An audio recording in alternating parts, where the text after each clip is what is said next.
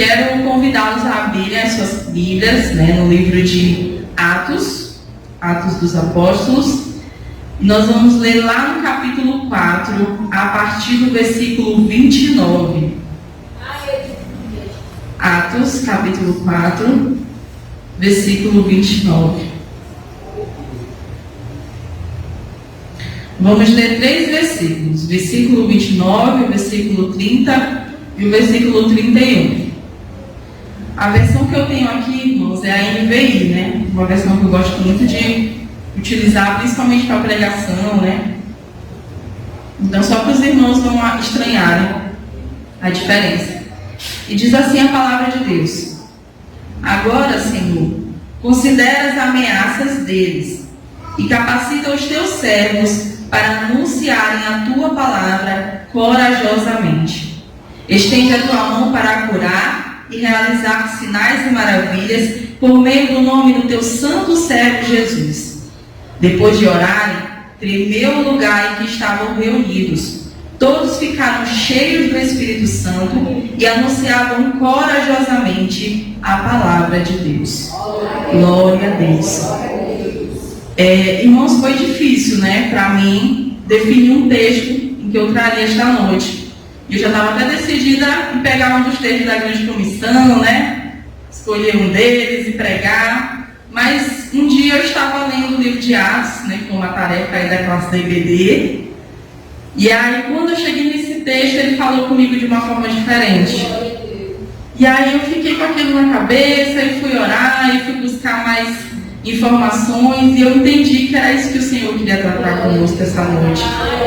E eu quero convidar, né, os irmãos a passearmos pelo livro de Atos, né? Então não precisa fechar a Bíblia, porque a gente vai caminhar bastante aí. E nesse trecho aqui, né, que nós acabamos de ler, a gente não viu a história toda, né, a gente não sabe, quem não conhece o texto, né, quem não está lembrado, de repente os irmãos já leram, mas não estão se lembrando que história é essa. Quando a gente lê só assim, a gente não tem muita noção do que foi, né, que aconteceu. A gente entende aqui que eles estão fazendo uma oração, né, e que Deus responde essa oração. Mas o que aconteceu para que essa oração acontecesse? Né? Qual foi a necessidade? E aí eu quero, primeiramente, dizer para os irmãos, né, o objetivo. Né? Qual é o objetivo hoje aqui com os irmãos? Eu quero que nós possamos aprender sobre o cumprimento do ID com a igreja primitiva. Então hoje nós vamos olhar para a igreja primitiva. E nós vamos aprender com eles acerca do cumprimento do ID. A gente sabe que existe um ID, que existe uma missão, né, que foi dada por Cristo, por Jesus. E nós somos a igreja hoje, mas existia uma igreja lá no começo. E como que essa igreja atuava com relação a isso? A gente vai aprender isso hoje com eles. E aí eu quero convidar vocês a voltarmos lá para o início do livro de Atos, lá no primeiro capítulo.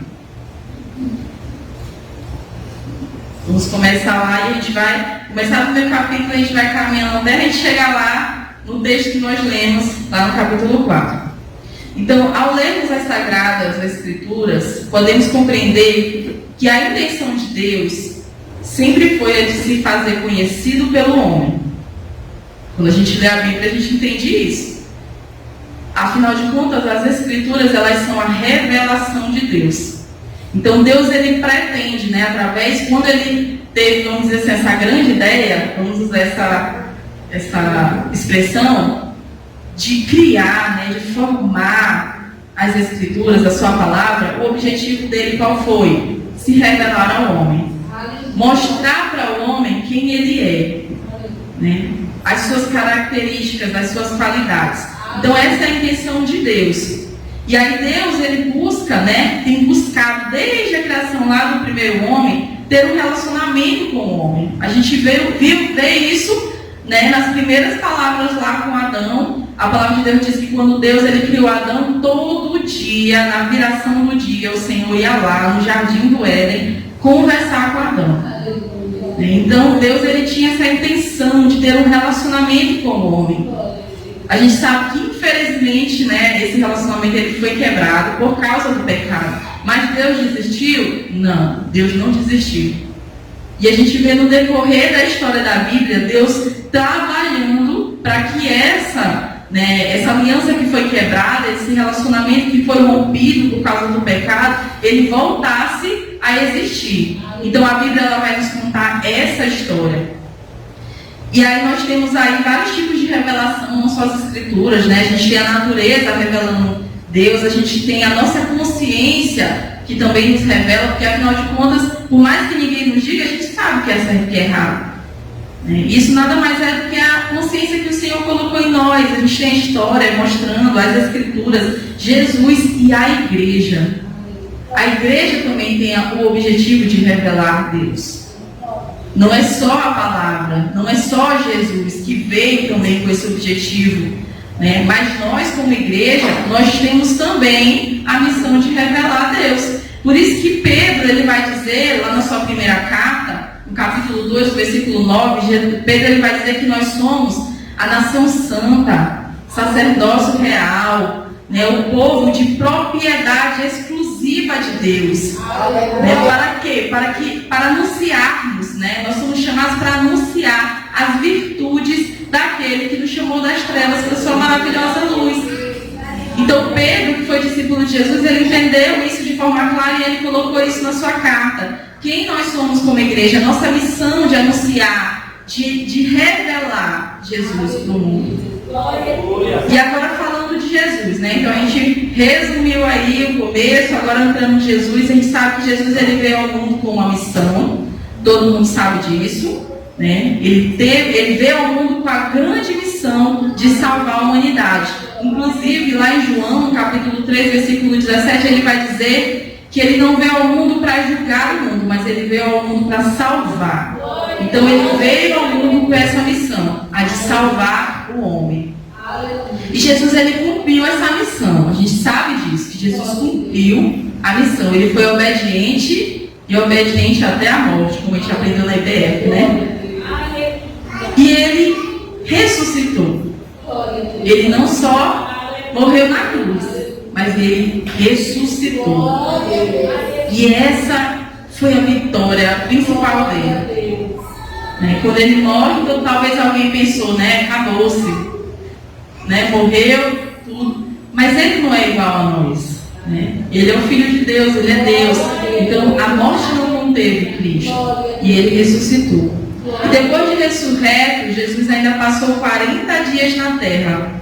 Né? E no livro de Atos, aqui no capítulo 1, versículo 3, né, vai dizer que ele apareceu-lhes por um período de 40 dias, falando-nos acerca do reino de Deus. E aí no livro de Lucas, nós vamos ter várias, né, Lucas, ele vai citar vários momentos em que Jesus aparece, né, momentos em que ele conversa com os discípulos. O fato é que Jesus ainda fica 40 dias. Aí vamos imaginar, Jesus morre na Páscoa, né, quer dizer, morre na sexta-feira, ali na festa da Páscoa, ressuscita no domingo de Páscoa e passa 40 dias aqui na terra com os discípulos, ensinando acerca do reino de Deus. Depois desses 40 dias, né, Jesus ele chama os discípulos, um momento importante, e ele vai conversar com eles. E aí no versículo 4 aqui do capítulo 1 de Atos, vai falar assim pra gente: certa ocasião, enquanto comia com eles, deu-lhes esta ordem. E eu quero chamar a atenção de vocês para essa palavra, tá bom? E qual foi a ordem que Jesus deu? Ele diz: não saiam de Jerusalém, mas esperem pela promessa. Eu quero chamar a atenção também para essa palavra: ordem e promessa. E esta promessa, como ele diz, né, que é de meu Pai, da qual lhes falei. Pois João batizou com água, mas dentro de poucos dias vocês serão batizados com o Espírito Santo. Então, nesse momento aqui é interessante que Jesus ele dá duas ordens. Né? Quando eu olhei primeiro, eu só vi uma, depois eu fui ler de novo, peraí, foram duas. Qual foram essas ordens que Jesus dá? Primeiro, ele diz: ficar em Jerusalém. Então, essa é a primeira ordem que Jesus falou para eles: fiquem em Jerusalém. Não saiam de Jerusalém, fiquem aqui. Irmãos, e a Bíblia é uma coisa extraordinária. Porque às vezes a gente lê e a gente pensa assim, que as coisas de repente têm sido por acaso, às vezes uma palavra ou um ponto de interrogação, uma pontuação, não. Tudo que está na palavra de Deus tem um propósito. Toda letrinha que foi colocada na palavra de Deus tem um propósito. Quando Jesus disse para aquela igreja ficar em Jerusalém, existia um propósito para aquilo. Então Jesus dá essa ordem, fiquem em Jerusalém. Mas ele não diz só para eles ficarem em Jerusalém, ele diz também, esperem pela promessa. Então eles tinham duas coisas que eles precisavam cumprir. Eles tinham que ficar em Jerusalém e eles tinham que esperar a promessa. Eles poderiam esperar a promessa em outro lugar, mas Jesus queria que eles esperassem a promessa em Jerusalém. E os discípulos obedeceram. E Jesus ele fala também de uma promessa, né? E qual é essa promessa? A gente olha assim, né? Qual é essa promessa? E a promessa é o Espírito Santo. Deus ele deu essa promessa, né, para eles lá na profecia de Joel, mas a gente vê também Moisés desejando isso, né? Que isso acontecesse. Quando Deus chama lá os 70 anciões, né, que tem aquele episódio que eles são cheios, né, do Espírito Santo e começam a profetizar, né, tem um momento lá que outros dois, né, acabam recebendo também, e aí Josué fica com ciúmes e vai questionar lá para Moisés. Aí Moisés fala para ele, quem me dera que todos vocês recebessem isso. A gente não sabe, né, se de repente Deus estava revelando ali, mas o fato é que existia uma promessa da parte de Deus de que todos seriam cheios do Espírito Santo. E Jesus ele reforça essa promessa lá em João 14, quando ele fala acerca do Consolador. Então a gente tem uma promessa de Deus que é dada pelo Pai, que é reforçada pelo Filho. Então essa é a promessa. Então a gente começa o livro de Atos, né, com essas informações aí importantes. Existia um propósito, né, para esperar essa promessa. Lá no capítulo, no versículo 8, nós temos o versículo, vamos dizer assim, chave do livro de Atos, onde Jesus ele vai dizer, mas receberão poder quando o Espírito Santo descer sobre vocês e serão minhas testemunhas em Jerusalém, em toda a Judeia e Samaria e até os confins da terra. E a gente tem um versículo chave aqui. E o interessante é que Jesus ele diz, olha, fiquem em Jerusalém porque vocês vão receber poder. E depois que vocês receberem esse poder, vocês serão minhas testemunhas. Então, eles receberão poder para cumprir a missão. Isso é importante, irmãos, da gente entender. Muitas vezes a gente busca o batismo com o Espírito Santo, né? A gente vê principalmente jovens, né, ali buscando e orando e todo o trabalho está lá. E aí quando alguém pergunta, quem não é batizado com o Espírito? Aí a gente levanta a mão, vai lá para frente, né, e se ajoelha, e chora e pede batismo. Mas a questão é, por que eu estou pedindo batismo? O batismo, o investimento de poder, ele tem um propósito, né? Ele tem um objetivo. E Deus conhece esse objetivo. Afinal de contas, foi Ele que criou. E Deus, Ele olha para mim, Ele olha para você, e Ele olha para dentro de nós, e Ele vê se a gente realmente quer cumprir isso. Se realmente o propósito dEle está no meu coração. É o meu propósito. Eu não estou dizendo que todas as pessoas que Deus não batizou ainda é porque não tem um desejo. O Senhor sabe o momento de todas as coisas. Tem gente que não foi batizado porque ainda não entendeu, e tem gente que ainda não foi batizado porque não foi o tempo de Deus. Só o Senhor sabe dessas coisas. Mas eu preciso olhar para dentro de mim mesma e pensar, eu tenho estado alinhada com o propósito de Deus? Eu tenho buscado o batismo para cumprir a missão, para ser testemunha? Ou eu tenho buscado o batismo só para me falar em línguas, só para os irmãos verem que eu também sou batizado, que eu falo em línguas, quando o pastor me perguntar, irmão, você é batizado? Eu vou dizer que sou. Ou então eu quero ser batizado porque eu quero ser líder. O pastor disse que para mim ser líder tem que ser batizado. Então eu quero ser coordenador de jovens, eu quero ser coordenador de crianças, então eu vou buscar o batismo. O batismo não tem esse propósito. O propósito do batismo é ser testemunho. É para isso que é o revestimento. Então nós precisamos buscar com esse propósito, né? E agora falando um pouquinho da grande comissão, né? Aproveitando que a gente está indo nos textos da grande comissão. E aí quando Jesus ele ordena essa grande comissão, ele dá uma ordem que a gente conhece muito bem, porque é muito pregado, é muito falado, é muito ensinado. Mas essa ordem, ela tem várias questões dentro dela. Quando a gente olha principalmente para o texto de Marcos 16 e para o texto de Mateus 28, a gente vai entender, né, tudo que está envolvido dentro dessa ordem. Por que é importante a gente entender, irmãos? Porque muitas vezes a gente faz a obra incompleta. A gente faz a missão incompleta e a gente acha que está fazendo, né? Jesus ele vai dizer: ide e façam discípulos. O que significa fazer discípulos? Será que é só eu ir e pregar o evangelho e acabou-se?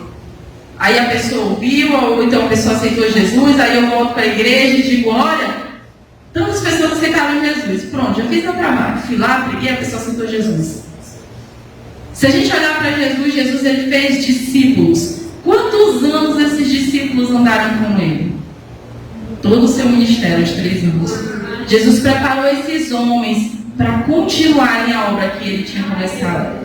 Então fazer discípulos é além de apenas pregar, mas é formar pessoas para seguir a Jesus, formar pessoas para fazerem aquilo que eu fiz com elas. Então, hoje eu estou fazendo discípulos, mas aquele discípulo que eu fiz amanhã vai fazer outro discípulo e assim a igreja continua a crescer. É dessa forma que o Senhor quer. E Ele vai dizer também: ide pregar o evangelho a toda criatura. Então eu não posso pregar o evangelho só para minha família, só para os meus amigos, só para os meus vizinhos. Não, o Senhor quer que eu pregue para toda a criatura. Ah, mas tem aquela pessoa que eu não gosto muito dela no meu trabalho. Eu falo umas coisas que eu não sou de chegar. Tem que pegar o evangelho para ela também. Porque é para toda criatura. Ah, é porque eu tenho um parente assim que eu não mundo com a cara dele, entendeu? Mas não vou falar de Jesus para ele, não. Tem que pregar, porque é para toda criatura.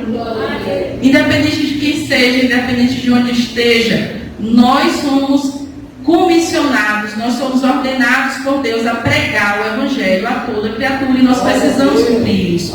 E ele continua dizendo também, né, lá em Mateus: ensinem a guardar todas as coisas que eu vos tenho ensinado. Então nós temos aprendido, irmãos, como é servir a Deus. Nós temos aprendido o que nós temos que fazer, como que nós temos que andar. Nós precisamos ensinar isso para as pessoas. Então cumprir o ID do Senhor não é só pregar o evangelho, não é só evangelismo.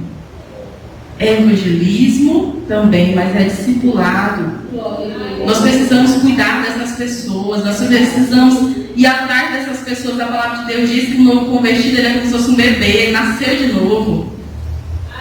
Como é que uma mãe que tem um bebezinho, larga ele, como é que ele vai sobreviver? Ele precisa de alimento, ele não sabe se alimentar sozinho, ele precisa de alguém que cuide dele, ele não sabe andar sozinho, ele precisa de alguém que o ensine a andar. E é assim que nós precisamos enxergar o novo convertido, com amor, reconhecendo as necessidades dele, as dificuldades dele. E não é fácil, irmãos. Atualmente eu estou na turma de discipulado lá da igreja e é difícil. Tem que passar a semana toda ligando para esse povo, visitando esse povo. Às vezes eles não vão para a EBD, aí eu tenho que ir na casa deles, dar lição para eles, entendeu? E aí tem que estar orando, pedindo: Senhor, me dá amor por eles, me ajuda a ter paciência, entendeu? A compreender, a não julgar. Porque a gente tem que olhar para a gente e pensar assim: se é difícil para mim, que já estou aqui há algum tempo e já sei muita coisa, imagina para eles. Para eles que é difícil. Quantas vezes será que eles têm o desejo de vir para a igreja, mas na hora que estão para sair o inimigo faz alguma coisa, então a carne fala mais alto do que o espírito, vem aquele desânimo que a gente às vezes sente também, e aí eles não vêm para a igreja. Não porque não queriam ir, mas porque não conseguiram chegar aqui. Então nós precisamos olhar para os novos convertidos com um olhar de amor. E aí, quando o Senhor nos dá ordem, interessante, irmãos, é que Ele não nos dá apenas uma ordem, mas Ele nos dá também promessas. Olha como nosso Deus é bom. Rapaz, é um chefe top. Não é aquele chefe que diz assim, só faz, não. Ele diz, façam, mas Ele também promete pra gente, só coisa boa. E Ele diz, os sinais os acompanharão. E quais são esses sinais?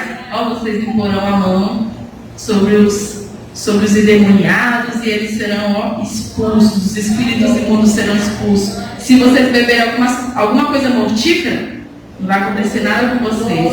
Vocês imporão a mão sobre os enfermos e eles serão curados. E esses sinais, irmãos, eles precisam nos seguir. Eles precisam nos seguir. Tem pessoas que precisam desses sinais para poder crer em Deus, para poder olhar para Jesus. Aí talvez a gente pense assim, mas tem que acreditar em Jesus sem sinal mesmo. Eu acreditei em Jesus sem sinal e me converti, porque que o outro não... É porque é falta de fé. Não, irmãos, a Bíblia fala que os sinais seguiriam. Aqueles que cumprissem, que pregassem, Jesus diz, e de pregar o evangelho a toda criatura, e os sinais os acompanharão. Irmãos, isso é algo extraordinário. Contando para vocês uma experiência que nós vivemos na última viagem missionária. A gente fez um culto numa casa lá, no extremo assim do povoado, quase no final já do povoado, e foi um culto difícil, foi um culto assim mesmo de batalha espiritual, né? Que nós passamos o culto inteiro em orações, sentindo aquele peso e tal. E nós tivemos um convidado, né? Uma pessoa que nós visitamos durante o dia, e a equipe que visitou convidou essa pessoa para ir para o culto, e graças a Deus ele foi. Mas quando nós convidamos ele para aceitar Jesus, ele não quis, ele foi bem categórico. Não quero não. Tudo bem, a gente agradeceu e tudo e tal. O fato é que, quando foi no dia seguinte, ele procurou um dos nossos, né, um dos missionários, e pediu um culto na casa dele. E a gente ficou até surpreso, porque quando a gente convidou, ele disse logo não. Mas aí pediu um culto na casa dele, a gente, glória a Deus, vamos fazer um culto na casa dele, até marcou o dia, tal dia, dá pra você? A gente disse, senhor, pronto, fomos nesse dia. Quando a gente chegou lá, a gente estava organizando, os meninos, né, estavam organizando lá, e o Samuel foi me contar que ele chamou Samuel e falou para o Samuel que ele tinha pedido culto na casa dele, porque ele estava com uma enfermidade. E naquele dia, né, a irmã, no final do culto, ela orou, né, por aqueles que estavam doentes. E quando ele chegou em casa, ele percebeu que ele estava curado. E ele pediu o culto na casa dele. No culto da casa dele, ele aceitou Jesus. Então, o sinal é importante. E só o Senhor sabe, né, aquilo que Ele quer fazer na vida das pessoas. Então, nós precisamos estar dispostos a buscar que essa palavra se cumpra em nossas vidas. Ele prometeu também que Ele estaria conosco todos os dias, até a consumação dos séculos. Interessante, irmãos, é que o Senhor ele cumpriu isso. Ele está conosco. O Espírito Santo de Deus habita em você? Ele está conosco todos os dias. Todos os dias, até a consumação dos séculos. Ele também prometeu que nós receberíamos poder do Espírito Santo. E Ele cumpriu também, porque nós vemos isso nas Escrituras, nós vemos isso nos nossos dias. O Senhor distribuindo o seu poder, a sua igreja. E Ele disse que nós seríamos suas testemunhas. Irmãos, e eu não sei se os irmãos já procuraram saber o significado dessa palavra, né? E aí, o que é uma testemunha? Uma coisa interessante que nós precisamos entender quando nós estamos lendo a palavra de Deus é que quando esses homens, né, Lucas, Pedro, Tiago, Paulo, eles escrevem a palavra de Deus, eles escrevem essa palavra olhando para o seu contexto, para a sua realidade. Então, aquela palavra que eles trazem não é uma palavra segundo o nosso entendimento, aquilo que nós vivemos hoje, mas é uma palavra segundo o entendimento deles naquela época. Não só daquela sociedade, mas o entendimento judeu, porque a maioria deles aqui, né, era judeu, só Lucas que se sai daqui, mas os outros eram judeus. Então, testemunha, o que é testemunha? Primeiro, uma testemunha é um homem que diz saber de algo, que algo é certo. Então, uma testemunha, ela não vai falar de algo que é mentiroso, não, ela vai falar de uma coisa que ela tem certeza. Isso é uma testemunha. Quando alguém era chamado para testemunhar acerca de algo, naquela época, é porque aquela pessoa estava lá, ela viu, e ela tem certeza dos fatos. Então ela vai poder testemunhar, porque ela tem certeza.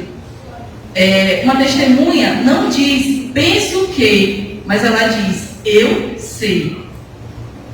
Então não tem como a gente dizer assim, eu acho que eu conheço Deus, eu acho que eu sei quem é Jesus. Eu tenho que defender, dizer, eu sei quem é Jesus, eu sei o que é a salvação, eu sei o que Deus fez na minha vida. É isso uma verdadeira testemunha. E a palavra grega para testemunha, ela é a mesma palavra para Marte. Olha que coisa interessante. Então, uma testemunha, ela significa ser fiel, qualquer que seja o custo. E quando a gente olha para os discípulos, a gente vê isso. Porque eles foram fiéis, mesmo diante da morte. E aí cada um teve tipo de morte lá, né? A espada, como as irmãs colocando, foi cantado aqui no hino, né? Pelas irmãs, alguns morreram ao fio da espada, outros foram crucificados, alguns de cabeça para baixo. Mas o fato é que eles foram fiéis. Eles foram testemunhas fiéis até a morte. E aí nós somos herdeiros. A palavra de Deus vai dizer que nós somos herdeiros, né, de uma promessa. Mas nós também somos herdeiros de uma missão. É isso que a gente precisa entender. Irmãos, quando eu pensei nisso, que veio essa frase na minha cabeça, eu me lembrei de um rei. Né? A gente sabe que a questão dos reinados ela é passada de pai para filho. Né? Tem um herdeiro que está ali esperando, né, o trono. E quando ele recebe esse reino, ele não recebe só os privilégios, mas ele recebe a missão de conduzir aquele reino. Ele recebe a missão de conduzir aquele povo. E no livro de Atos, nós vemos que a vida de Jesus, ela deve continuar através da igreja.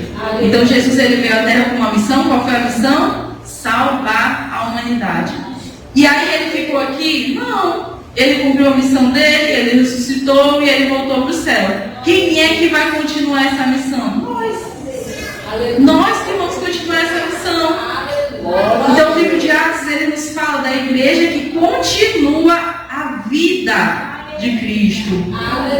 Nós temos essa missão de continuar a vida de Cristo. Então por isso que a gente tem que olhar para Ele. A gente olha para Ele, a gente vê o que Ele fez, como Ele foi, como Ele agiu, e a gente tem que ser igual. Porque a gente está continuando a vida dele. Se Ele amou, eu também vou amar. Se Ele curou, eu também vou curar. Se Ele expulsou espíritos imundos, eu também vou expulsar. Se Ele pregou o reino de Deus, eu também vou pregar. Irmão, mas Ele é Jesus. Ele é Jesus, Ele é o Filho de Deus. Mas, irmãos, quando Ele veio para cá, a palavra de Deus diz que Ele abriu mão da sua posição. Mesmo sendo Deus, Ele não usou o seu poder de Deus. Ele não foi Deus, é que Ele foi homem. E Ele foi guiado pelo Espírito Santo. Para quê? Para nos mostrar que se a gente for guiado pelo Espírito Santo, a gente pode fazer a mesma coisa. Então Jesus Ele vem para ser um modelo, para mostrar para a gente como que a gente deve ser.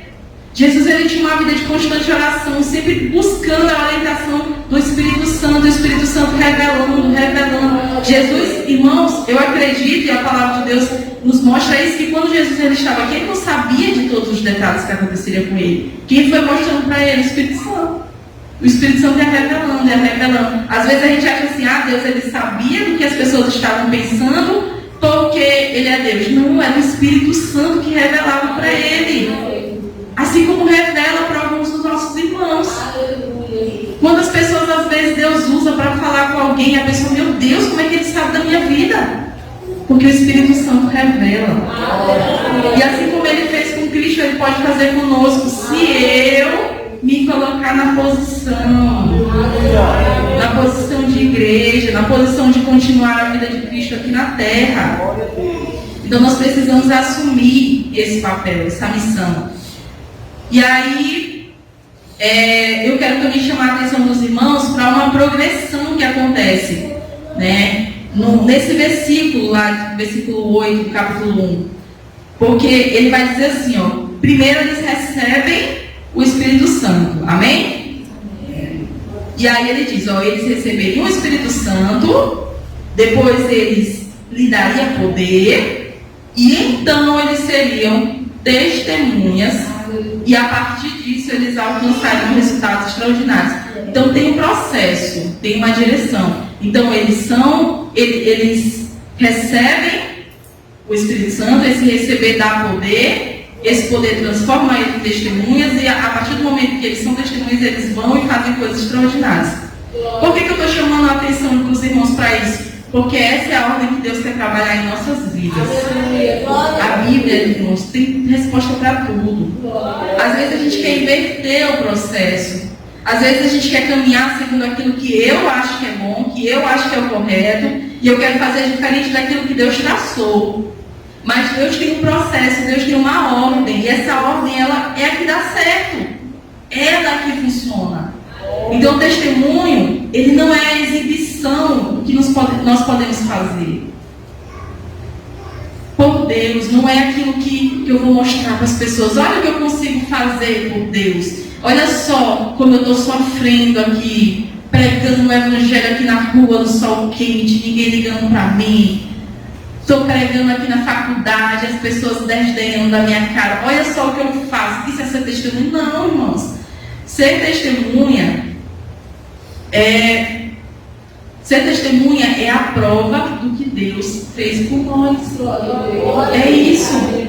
Nós vamos mostrar para as pessoas o que Jesus fez na nossa vida. Todo mundo aqui tem uma experiência com Deus, algo que Deus fez por você, que você pode chegar para o outro e dizer: olha, Deus fez isso por mim, Deus me curou, Deus me transformou, Deus atendeu esse meu pedido bem aqui, Deus resolveu essa situação bem aqui para mim. E é assim que a gente prega para as pessoas, falando do que Deus fez na nossa vida, porque nós abrimos o nosso coração para Ele. E se eles abrirem o coração para Deus, Deus vai fazer na vida deles também. É assim que a gente faz.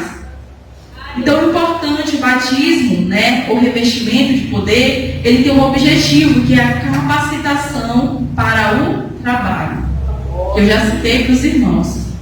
E aí, no versículo 15, quero só citar uma questão que nós vemos aqui, que esse grupo, que eles estavam lá, eram cerca de 120 pessoas. Então, pensa só, era um grupinho bem pequenininho. E eu quero que os irmãos gravem esse número, 120 pessoas. Às vezes eu acredito que a gente tem essa quantidade lá na sede, quando está lotado, mas 120 pessoas. Talvez a gente olhe e pense mas gente, 120 pessoas. Então, o fato é que os irmãos obedeceram às ordens de Jesus, eles ficaram em Jerusalém, ficaram lá em oração, a gente sabe que eles se reuniram no cenáculo e tal, e aí um determinado dia, no dia de Pentecostes, então isso indica o quê? 10 dias, depois que Jesus é assunto aos céus. E o interessante é que Jesus diz, dentro de poucos dias, e foram realmente poucos dias. Foram apenas 10 dias que eles ficaram lá esperando. E aí o que aconteceu? A gente conhece o texto, no capítulo 2, que vai dizer, chegando o dia de Pentecostes, estavam todos reunidos num só lugar. De repente veio do céu um som, como de um vento muito forte, e encheu toda a casa na qual estavam assentados, e viram o que parecia línguas de fogo, que se separaram e pousaram sobre cada um deles.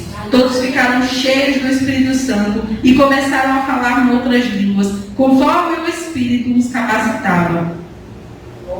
Glória a Deus por isso. Então, aconteceu isso porque eles obedeceram a Deus. Eu quero chamar a atenção dos irmãos para alguns pontos, Primeiro, a promessa ela se cumpre no dia de Pentecostes. Irmão, isso é muito interessante.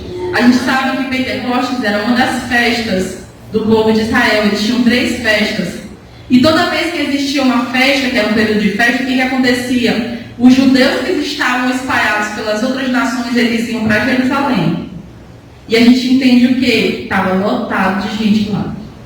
Pessoas que estavam em todas as regiões lá, no mundo conhecido da época, eles estavam lá. Pessoas que vinham da região da Europa, pessoas que vinham da região da Ásia, pessoas que vinham da região da África, eles estavam lá. eram judeus, né, que tinham sido dispersos, isso na época que Israel foi dispersa, e essas pessoas, né, tiveram suas famílias, foram gerando seus descendentes, e eles ficaram dispersos pelo mundo. O fato é que eles tinham essa tradição, toda a festa eles se reuniam. Então, era um ambiente em que milhares de pessoas teriam a oportunidade de ouvir a palavra de Deus. Lembra que eu falei para vocês? Ele disse ficar em Jerusalém. Existia um propósito. Deus sabia que todas aquelas pessoas estariam ali e que aquelas pessoas teriam a oportunidade de ouvir a palavra de Deus. Outro ponto que eu quero chamar a atenção de vocês, o texto também vai dizer que veio do céu um som, né? Mas não só um som, mas também era um som de um vento, né? Veemente, impetuoso. E quando a gente olha para o Antigo Testamento, a gente vê lá na criação Deus se revelando também como um vento. A gente vê também Deus se revelando, né, para o povo de Israel como um som.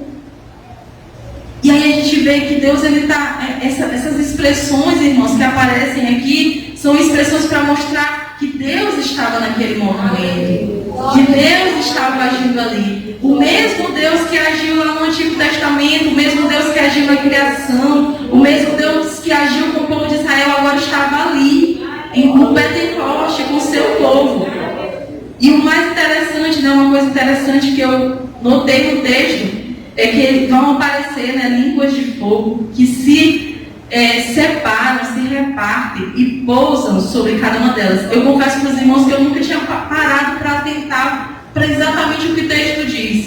Mas o texto diz que aparecem línguas de fogo que se separam. Aí eu me lembrei, né, lá do momento quando Deus entrega os 10 mandamentos para Moisés. Como é que Deus aparece lá no monte? Eles olham como forma de fogo.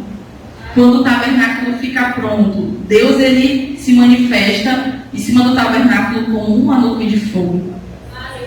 Mas agora Deus vinha como fogo e ele se reparte em várias línguas, em várias tochazinhas, e ele pousa em cada um daqueles irmãos. Então o fogo, ele vai simbolizar aqui a presença purificadora de Deus, que agora não estava mais em um só lugar, mas estava em cada uma daquelas pessoas. Então Deus, ele faz isso. O fato é que todos ficaram cheios do Espírito Santo e eles começaram a falar outras línguas. E existiam pessoas lá de outras nações, de outros povos, que falavam outras línguas, e essas pessoas ouviam aqueles irmãos declararem as maravilhas de Deus em suas próprias línguas. E isso é extraordinário. Alguns teólogos, eles defendem que as outras línguas que eles falavam eram justamente a língua das pessoas, daquelas pessoas. Mas existem teólogos que dizem que não, que a língua que eles estavam falando era uma língua de Deus, era uma língua do céu, mas é como se Deus operasse 2 milagres ali. O milagre de fazer eles falarem línguas e o milagre de traduzir essas línguas para aquele povo que estava ouvindo. Da forma que foi, é extraordinário. Se foi de um jeito, se foi de outro, mesmo assim é extraordinário. É algo que a gente olha assim e pensa só Deus para fazer. Mas o fato é que isso aconteceu e aquelas pessoas ouviram a palavra de Deus na sua língua. Irmãos, quando a gente vê lá no capítulo 8, né, que Jesus fala: sereis minhas testemunhas em Jerusalém, em toda a Judéia, Samaria até os confins da terra, a gente vê o livro de Atos cumprindo isso, né? Porque eles começam em Jerusalém, aí depois eles vão para a Judéia, e aí vão para Samaria, e depois eles se espalham.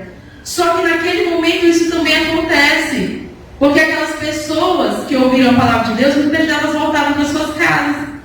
E será que elas não falaram disso para os seus familiares, para os seus vizinhos? E será que os seus vizinhos também não foram alcançados através da palavra que foi pregada por aquelas pessoas que viveram essa experiência, que agora estavam testemunhando sobre algo que elas viram, que elas vivenciaram?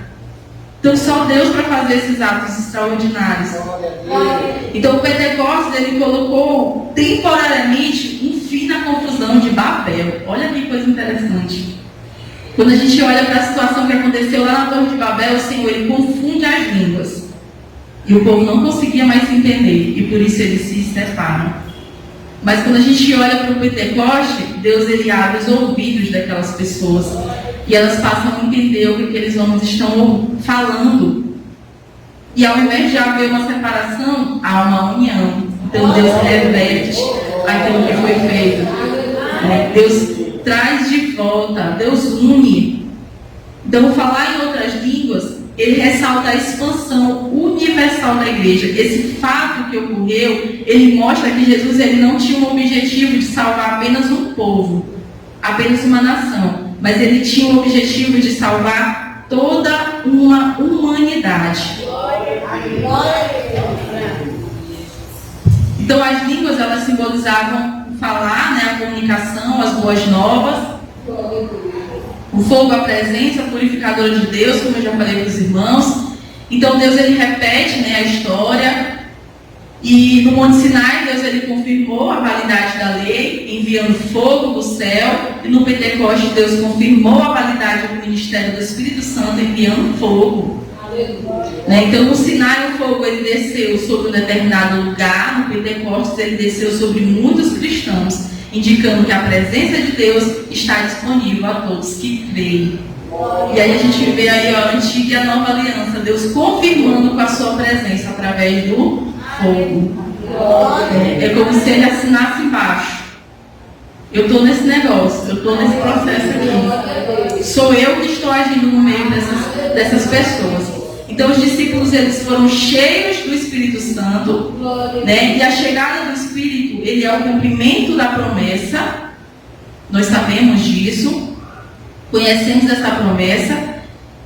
E Pedro ele prega, depois disso, eles estão lá, a gente sabe disso. Algumas pessoas se maravilham, outras começam a desdenhar deles e dizem que eles estão embriagados. O fato é que Pedro se levanta cheio de ousadia, cheio de autoridade, cheio de coragem, e ele começa a pregar a palavra de Deus. Ele começa a pregar acerca do reino de Deus, e muitas pessoas se convertem, milhares de pessoas se convertem.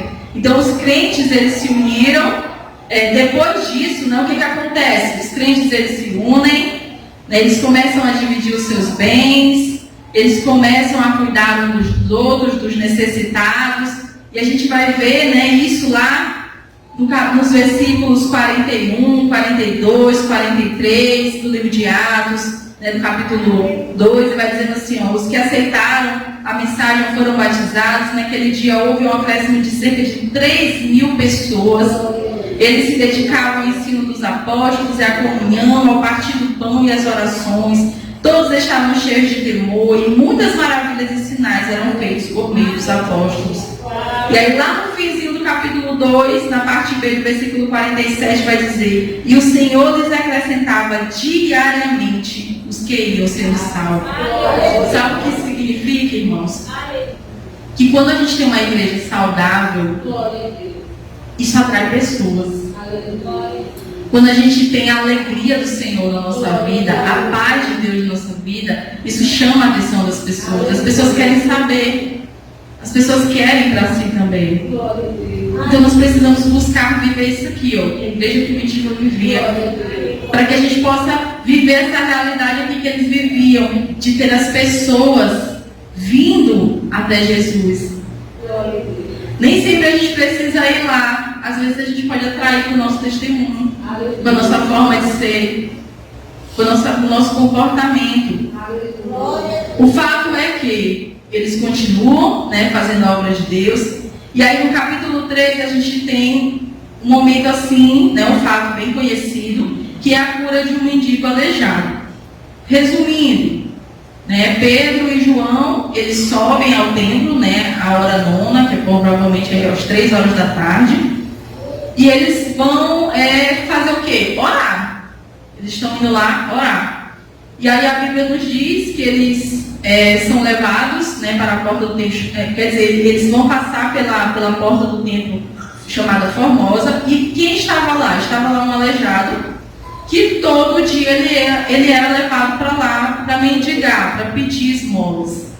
E ele já era conhecido daquela região. Todo mundo que passava por ali já sabia quem ele era. E quando ele vê Pedro e João se aproximando, ele pede esmola para eles. como ele fazia com todos os outros. E o que Pedro responde para ele? Pedro diz: eu não tenho prata nem ouro, mas o que eu tenho, isso lhe dou. Em nome de Jesus, o Nazareno, ande. Segurando pela mão direita, ajudou a levantar-se, e imediatamente os pés e os tornozelos do homem ficaram firmes, e de um salto pôs-se em pé e começou a andar. E a Bíblia vai nos dizer também que todos ficaram perplexos e muito admirados com o que lhe tinha acontecido. Então todo mundo ficou assim: meu Deus, o que é isso? Quem são esses homens? E as pessoas começaram a circular ele, achando que ele era o responsável pelo milagre. E Pedro viu ali uma oportunidade. E mais uma vez, Pedro prega. E Pedro anuncia quem? Cristo. Pedro anuncia Jesus. Só que essa pregação de Pedro, ela não traz uma coisa muito boa para Pedro, né? E aí, deixa eu me achar bem aqui, gente.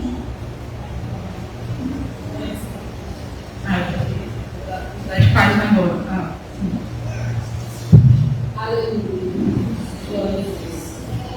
Então, no templo, né, Pedro e João curam um coxo, né, o que provocou muita comoção e fez com que Pedro pregasse outra vez as pessoas que esperavam.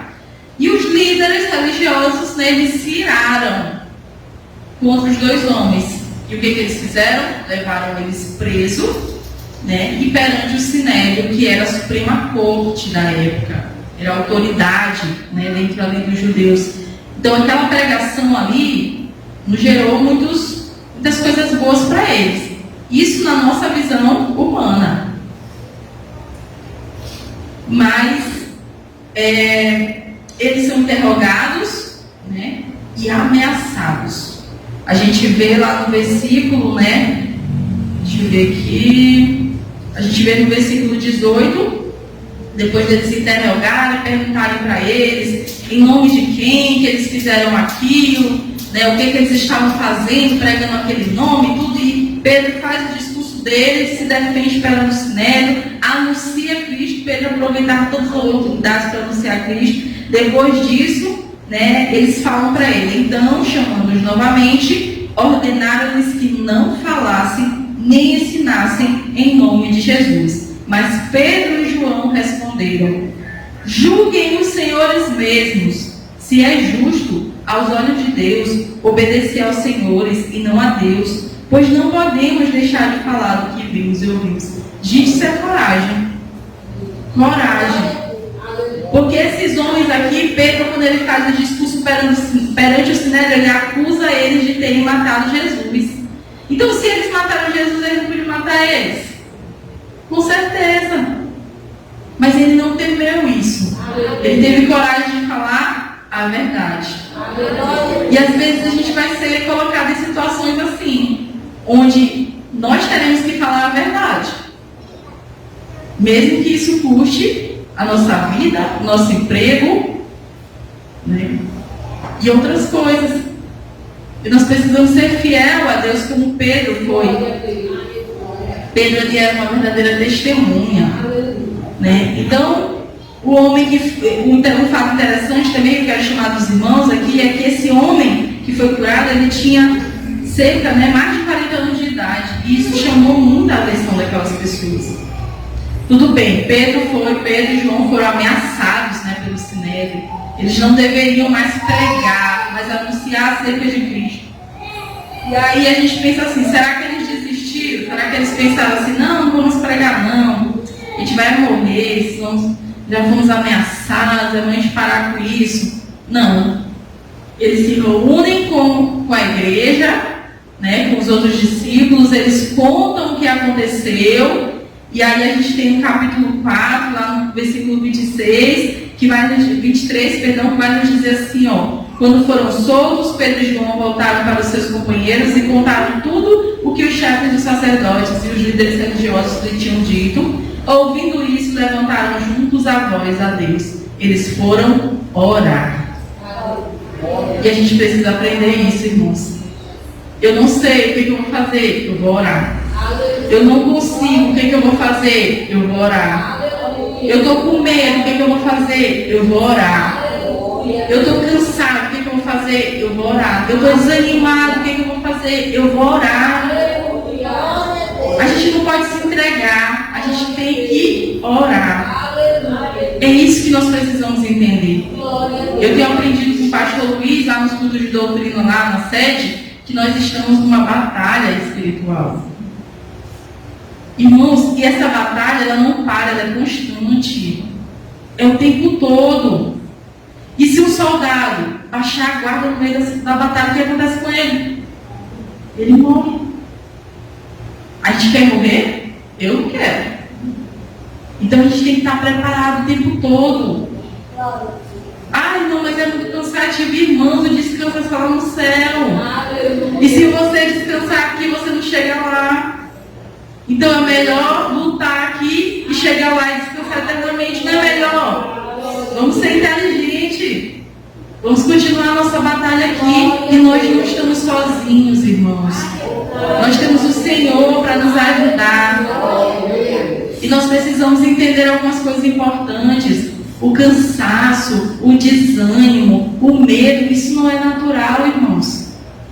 Sabe, eu escuto algumas pessoas dizendo assim: o medo é humano, o medo é natural. Não é. O medo é consequência do pecado. Vamos olhar para Adão. Adão tinha medo, Adão tinha vergonha? Não, Adão não tinha. Quando é que o medo aparece? Depois do pecado. Que ele teme a Deus, ele tem medo de estar na presença de Deus. Ele sente vergonha depois do pecado, ele se esconde.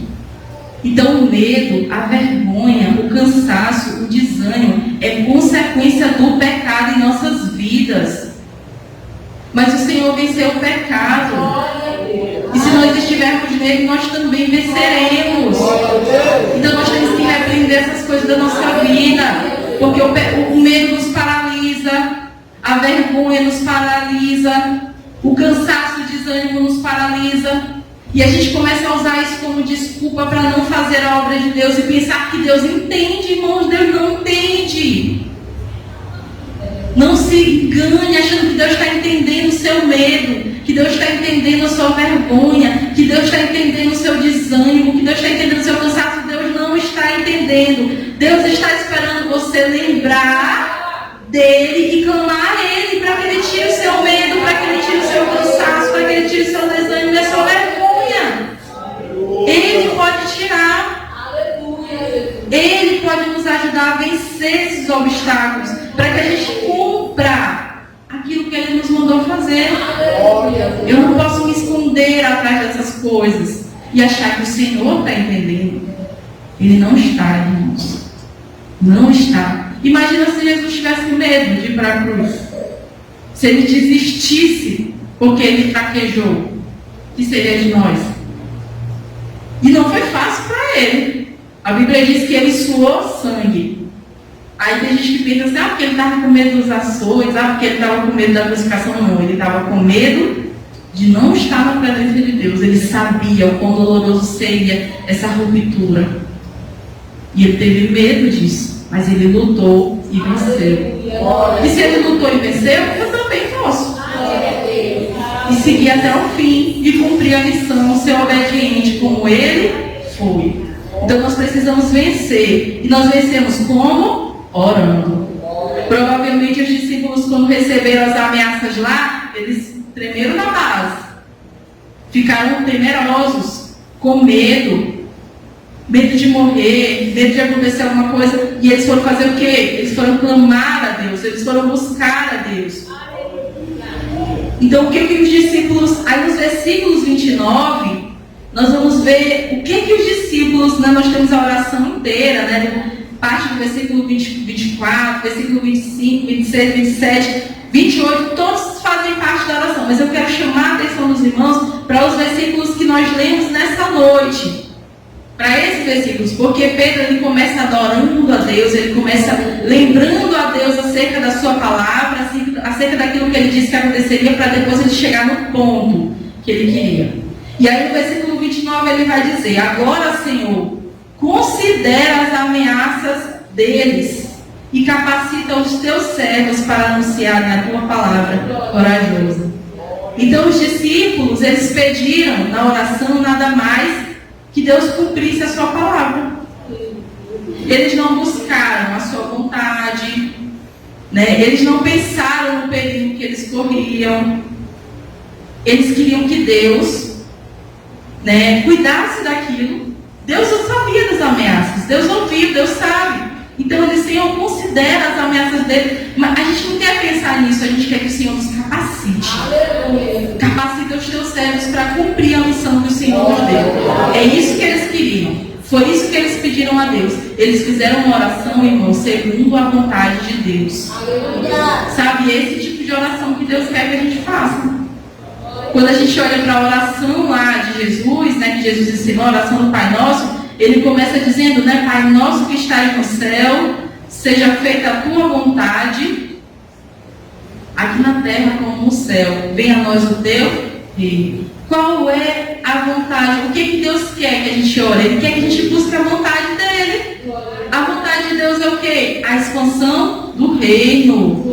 A salvação de todas as pessoas. Essa é a vontade de Deus. Irmão, se eu orar pedindo a vontade de Deus, tem como não acontecer? Não tem. A questão é essa. Muitas vezes a gente ora e fica, o Senhor está demorando para me responder. Às vezes o Senhor não vai responder mesmo. Às vezes Ele não vai me dar aquilo que eu quero. Por quê? Porque não é a vontade dele. E aí você fica, às vezes, anos e anos e anos e anos pedindo aquilo, pedindo, e o Senhor nunca dá. A gente tem que orar segundo a vontade de Deus. A gente pode até apresentar para Deus os nossos desejos, aquilo que a gente tem vontade, mas a gente diz, Senhor, eu quero isso aqui, eu tenho vontade, mas é segundo a tua vontade, se o Senhor quiser me dar, se o Senhor não quiser. Porque nós precisamos viver, irmãos, a vontade de Deus, né? Então nós estamos orando assim, nós estamos buscando os interesses de Deus antes dos nossos. Ele é nosso Senhor, não é assim? A gente não entregou a nossa vida para Ele, a gente não pertence a Ele. Então agora a gente não anda conforme o que a gente quer, mas é segundo o nosso Senhor. Né? Pedro ele vai dizer que já não, Paulo, perdão, ele vai dizer que já não vivo eu, mas Cristo vive em mim. É Ele que governa, é Ele que direciona, é Ele que orienta. Se é assim, irmão, eu sou igreja. Se não é assim, talvez eu não seja igreja ainda. Talvez eu ainda estou precisando me converter. Isso é muito sério, muito sério.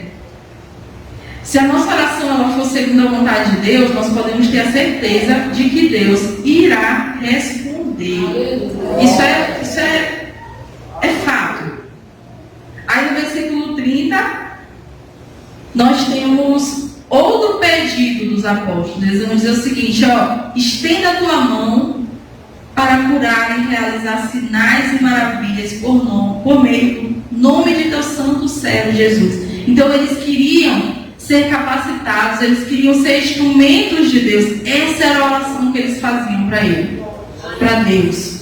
Então os sinais, a gente vê aqui o quanto os sinais eram importantes e quanto os apóstolos eles entendiam isso, que os sinais eles eram importantes e os discípulos eles buscavam isso. E no versículo 31 a gente tem a resposta de Deus para essa oração. Então qual é a resposta de Deus? Primeiro, tremer o lugar. E isso tinha um significado para os judeus. A gente pensa assim, um terremoto, só isso. Não, isso tinha um significado. Entre os judeus, um terremoto podia ser considerado uma prova marcante e impressionante da presença de Deus. Era como se Deus mostrasse para eles ali que Ele estava ali com eles. Que Ele estava ouvindo a oração deles, que eles não estavam sozinhos. Imagina só, você sentir a presença de Deus, isso não te dá coragem, isso não te dá força, tu tem a certeza de que Deus está contigo ali naquele negócio. Então era isso que Deus estava mostrando para aqueles homens ali, naquele momento, através daquele fato que aconteceu. E aí todos eles ficaram cheios do Espírito Santo. Esse ser cheio do Espírito Santo foi igual lá em Atos do Noivo? Não. Esse ser cheio, ele foi como se fosse um a mais. Ele foi um renovo para eles, naquele momento de fraqueza, naquele momento de dificuldade. Então o Senhor, Ele nos reveste, mas Ele está sempre pronto a nos renovar. E aí Deus, Ele dá graça para o momento, mas ele não dá estoque no futuro. Eu achei essa frase aqui no comentário interessante, porque ele manterá todos os seus seguidores continuamente dependendo de si mesmo.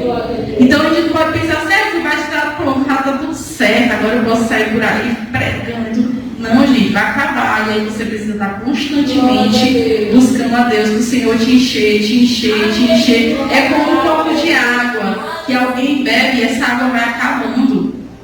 E esse copo precisa ser cheio, cheio, cheio, constantemente cheio, para que ele não fique vazio. E é isso que a gente precisa fazer, estar o tempo todo buscando a Deus. E aí o que aconteceu depois de tudo isso? Eles começaram a anunciar corajosamente a palavra de Deus. Esse foi o resultado daquela oração. Esse foi o resultado. E isso é tremendo, irmãos, tremendo. Então, ao olharmos para a igreja primitiva, nós vemos um crescimento extraordinário. Já estou caminhando já para o fim. Então a gente vê primeiro uma pregação de Pedro, logo depois deles serem cheios pelo Espírito Santo. Pedro tem a sua primeira pregação. Nessa pregação, quase 3.000 pessoas. Lembraram quantos? No começo?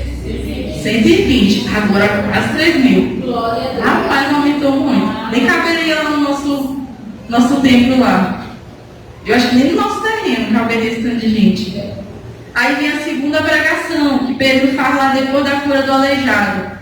E aí nessa pregação foi perto de 5.000 pessoas. Olha só. E isso a gente está vendo só nesses dois fatos aí. Mas a palavra de Deus nos diz que todos os dias o Senhor acrescentava os que iam sendo salvos. Então eram milhares e milhares. Provavelmente a igreja estava ali com mais de 10.000 pessoas. Só naquele pedacinho de tempo, irmãos. Os apóstolos cheios do Espírito Santo, anunciando com ousadia, anunciando com coragem, anunciando com intrepidez.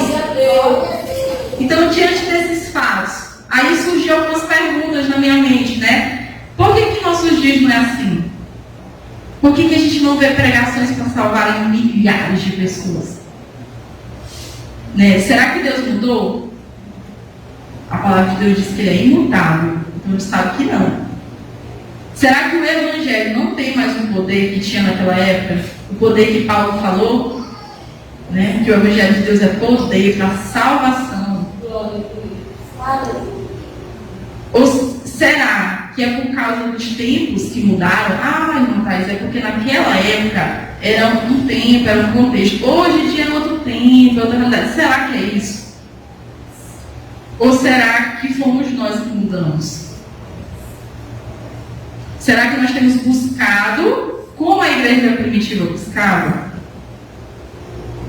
E aí a lição fica, será que nós não estamos precisando olhar para eles, para que a gente possa aprender com eles?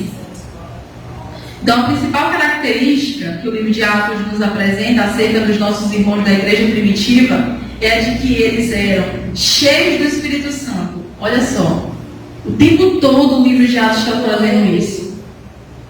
O tempo todo. E eram cheios do Espírito Santo e anunciavam. Glória a Deus. E aí alguém pregava em determinado lugar e eles eram cheios do Espírito Santo. O tempo todo o livro de Atos está nos trazendo isso, nos falando isso. Então era exatamente isso que os dava coragem e ousadia para anunciar a palavra. Irmãos, nós precisamos ser cheios do Espírito Santo. Não é só ter o Espírito Santo habitando em nós, não. A gente tem que transbordar. Ser cheio, porque ser cheio é o que vai nos dar ousadia, é o que vai nos dar coragem, é o que vai fazer a diferença. É o que vai nos dar amor. Amor. Aleluia, Jesus. Será que os irmãos têm orado pelas almas perdidas? Sabe, irmãos, a gente lembra muitas vezes de orar pela nossa família, e é muito fácil porque a gente ama a nossa família, mesmo às vezes não pregando para eles. Né? A gente tem os nossos familiares que a gente sabe não é cliente, quantas vezes a gente tem pregado para eles? A gente tem orado pelos nossos vizinhos, a gente tem anunciado Jesus para os nossos vizinhos, os nossos amigos lá da escola, no trabalho, da faculdade. Muitas vezes a gente lembra de Israel, a gente ora por Israel, mas e pelo Irã, e pela Palestina, e pelos terroristas? Tem que orar por eles também.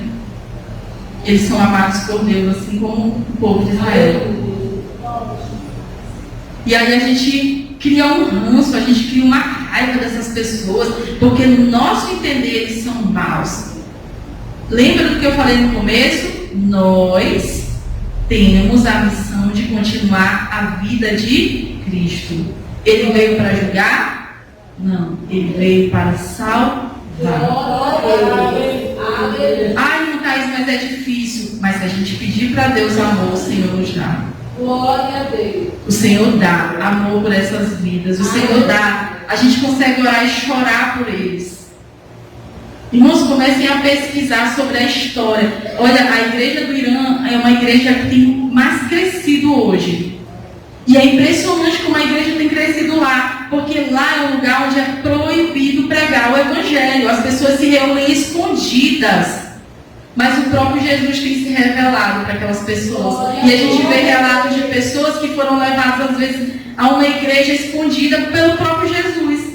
Ah, porque apareceu um homem para mim que disse que me levaria a um lugar onde todos os meus problemas seriam resolvidos. Onde as pessoas falariam dele para mim e eu conheceria o caminho. E aí, quando uma pessoa chega lá numa igreja escondida, numa igreja secreta, e quando procura esse homem, cadê? E as pessoas conhecem a Jesus assim. Então o Senhor tem feito milagres nesse lugar por amor àquelas pessoas. E se elas amam, quem sou eu para odiá-las, irmãos? Será que a gente tem se comovido a olhar as pessoas perdidas aí pela rua? Sabe, quando a gente olha as pessoas na festa se prostituindo, qual é o meu pensamento? Rapaz, vão tudo pro inferno. Olha aí, então. Ou será que eu tenho me comovido, orador? Deus, tem misericórdia. Senhor, alcança essas pessoas, Senhor. Dá oportunidade a elas de ouvirem a Tua palavra. Espírito Santo, convence. Porque, irmãos, a gente pensa que às vezes o homem não quer Deus, mas a gente só olha para Deus se o Espírito Santo nos convencer. Então nós precisamos orar para que o Senhor tenha misericórdia da vida dessas pessoas e convença elas do pecado, da justiça, do juízo. Nós precisamos, nós que somos a igreja, que conhecemos a verdade, que já alcançamos a salvação, irmãos. Fazer a obra missionária é muito amplo. Não é só ir fazer evangelismo, não. A gente tem que ir pregar o evangelho, mas a gente tem que ensinar, a gente tem que discipular, a gente tem que orar pelos nossos irmãos perseguidos, orar pelos que perseguem, orar pelos missionários que estão espalhados pelo mundo, orar pela nossa igreja, orar pelos nossos vizinhos. Olha o tanto de coisas que a gente tem para fazer. E ainda tem que contribuir. Glória a Deus. E a gente não precisa escolher uma coisa só. Ah, não, eu vou, então pronto, eu não vou mais contribuir porque eu vou ser o pé. Pronto, aí eu não contribuo, eu não oro. Irmãos, um missionário que não ora, tá nadinha. Nadinha. Tem que orar. E se vocês forem ver um missionário sério, que realmente tem compromisso com a obra, ele contribui também. Glória a Deus. Ele contribui. Então é isso que a gente tem que fazer, a gente contribui, mas a gente também prega e a gente ora. Irmãos, se a gente for parar para pensar e fazer uma lista de tudo que a gente tem que orar para missões, é muita coisa. Irmãos, até a escola dominical é missões. Os cultos são missões. Hoje mesmo, lá na sede, a gente teve um visitante, um senhor, que disse que passou pela rua, nunca tinha estado numa igreja na vida dele. Aí ele passou pela rua, olhou assim a igreja, deu vontade de ele entrar. E aí ele entrou. E aí o irmão Natan foi lá e convidou ele para participar da casa de discipulado. E ele foi, participou da casa de discipulado, me fez um monte de perguntas, dúvidas que ele tinha. No final eu perguntei, seu José, eu só quero aceitar Jesus. Ele disse, olha, irmã Thaís, eu nunca visitei uma igreja, mas hoje o Senhor me deu o desejo de entrar aqui. E como eu aprendi com a irmã, eu creio que foi o Espírito Santo que trabalhou na minha vida. E eu quero sim aceitar Jesus para ser salvo. E eu levei ele lá na frente, e o pastor Luiz orou por ele, e ele aceitou Jesus. E ele nem mora no nosso bairro, gente. Ele mora em outro bairro, na Vila Cafeteira. E o Senhor levou ele lá da Vila Cafeteira para a Vila Brasil, para ouvir a palavra e para ser salvo. Então o Senhor, Ele faz essas coisas. Entendeu? Nós precisamos aproveitar. Irmã Thaís, eu ainda tenho medo. Eu vou orar, o Senhor vai me libertar desse medo, mas eu ainda tenho medo de pregar. Traga para a igreja, convite para vir para o culto, convite para vir para a escola dominical. E a pessoa vai ouvir a palavra e vai ser tocada. Gente, a gente pode fazer tanto, e a gente não faz nada. Não precisa a gente começar a fazer uma obra grande, enorme. Vamos começar de pouquinho, sabe? Trace metas. Algumas coisinhas que você pode fazer, de repente visitar seu vizinho. Ei, vizinho, vou fazer uma tarde de louvor aí com você, eu posso ir lá? Aí você vai lá, começa a pregar para ele. Não precisa convidar de cara, você vai lançando a semente, vai falando, a pessoa vai ouvindo. Aí quando você sentir a direção de Deus, você convida. A gente tem muito, começa a pedir para Deus, Senhor, abre os meus olhos, me ajuda aí a ver o que eu posso fazer. O Senhor faz, o Senhor mostra. Irmãos, eu trabalho nessa escola bem aqui, na UF Santa Clara. E aí o que eu comecei a fazer lá? Eu faço devocional com meus alunos. Todo dia. Todo dia eu prego um pouquinho para eles. Ensino uma música para eles. E oro com eles. Entendeu? E eu tenho visto a mudança em muitos deles. E fico mandando para os pais versículos. Às vezes uns vídeos lá no nosso canal para eles assistirem. Eu fico mandando. Entendeu? Às vezes quando a minha diretora, eu vejo que ela está muito lá, eu vou lá e falo uma palavra para ela. São coisas que a gente pode fazer. Né? Eu tenho uns vizinhos que são crianças, comecei a convidar eles para ir para a igreja, né? Levar os meninos para a igreja. São coisas que a gente pensa assim, rapaz, é fácil para mim, eles são meus vizinhos, eu estou indo para a igreja. Que esforço vai ser? É o meu caminho. Então falta eu me dispor, falta eu querer fazer, porque trabalho tem, e muito trabalho.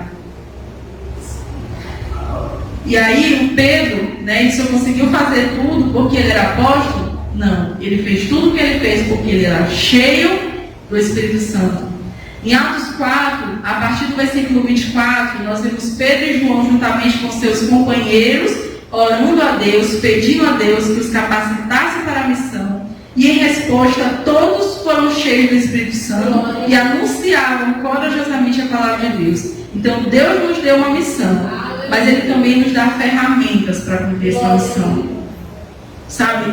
É diferente, às vezes você está no trabalho, você entra no trabalho novo, aí seu chefe diz assim, faça isso, e você nunca fez, não sabe nem para onde vai, e aí fica naquela, às vezes com vergonha de pedir ajuda para alguém, e aí fica naquela, tentando resolver sozinho. Não, o Senhor, Ele nos manda, mas Ele nos dá a capacitação, Ele nos prepara, Ele nos dá o Espírito Santo. Então, se eu e você, nós somos igreja, como igreja nós precisamos continuar a missão de Cristo, né? A vida de Cristo aqui. Irmãos, o interessante é que quando a gente olha para os homens, os heróis da fé, nós vemos que a obediência, ela traz bênção. Abraão obedeceu e ele foi grandemente abençoado. Eu estava contando essa história para os meninos lá na minha escola, e eu dizendo para eles, olha, se a gente for obediente igual a Abraão, a gente vai ser abençoado igual a Abraão. Aí eu disse assim, tia, eu vou ser rico. Aí eu, se tu for muito obediente a Deus, pode ser que o Senhor te faça rico. Mas tem que ser obediente de coração, como Abraão foi. Então, isso serve para mim também, serve para os irmãos. O Senhor recompensa aqueles que o obedecem, que são fiéis a Ele. Então, Deus, Ele não nos envia a uma grande missão sem nos capacitar, muito menos sozinhos. A gente não vai sozinho. Lembra? Ele disse que estaria conosco todos os dias até a consumação dos séculos. E Ele também não nos obriga a obedecer a sua ordem. Mas se nós escolhermos obedecer, Ele nos encherá do seu Espírito. E nós também anunciaremos a sua palavra com ousadia e coragem. Então, é isso que nós precisamos fazer, irmãos. Nós precisamos fugir das distrações. A gente vive num tempo cheio de distrações. E a gente tem permitido que essas distrações, elas roubem o tempo que é de Deus. A gente tem orado pouco, a gente tem estudado pouco a palavra, e nós não temos capacidade de defender a nossa fé. E nós não temos visto os sinais. E aí a gente julga as pessoas que não querem olhar para Jesus. Mas cadê o nosso preparo, a nossa capacitação? De que forma nós temos saído para evangelizar? Nós precisamos sair para evangelizar cheios do Espírito Santo, para que nós possamos anunciar a palavra de Deus com coragem e ousadia, para que os sinais eles se cumpram em nossas vidas e as pessoas possam ser libertas e possam aceitar Jesus como Senhor e Salvador de nossas vidas. Irmãos, que o Senhor tenha misericórdia de nós, que o Senhor nos ajude, porque não é fácil, mas nós precisamos vencer o mundo, vencer o pecado e cumprir a missão que Deus nos deu, que não é para alguns, é para toda a igreja. Todos vocês que estão aqui têm a missão de anunciar. Tem gente que é enviado para um outro país, mas tem gente que só tem que ganhar seu vizinho. A tua missão é só ganhar o teu vizinho. Jesus quer que tu ganhe o teu vizinho. Às vezes é só isso que o Senhor espera de ti. Mas e aí, o que eu tenho feito? Irmãos, lembra do que eu falei lá com relação a quando Jesus disse que ele tinha que ficar em Jerusalém? Deus é estratégico. Ele nos colocou em lugares estratégicos. Onde nós estamos é onde nós devemos anunciar. É onde nós devemos brilhar. Ser testemunhas. Às vezes no trabalho onde eu estou, na escola onde eu estou, na faculdade onde eu estou, na família que eu estou, na vizinhança que eu estou. Eu não posso achar, eu vou fazer missões quando eu for para o evangelismo. Não. Às vezes você tem que viver no campo missionário dentro de casa. Às vezes tem gente que é assim. Porque lá dentro da sua casa você tem uma pessoa que precisa ser ganha para Jesus. E você está no campo missionário 24 horas. Você dorme do lado da pessoa que precisa ser alcançada. Dorme no campo missionário, todo tempo ali. Então nós precisamos nos atentar para isso. E buscar o Senhor, orar para que o Senhor nos encha do seu Espírito. Eu agradeço essa oportunidade em nome de Jesus.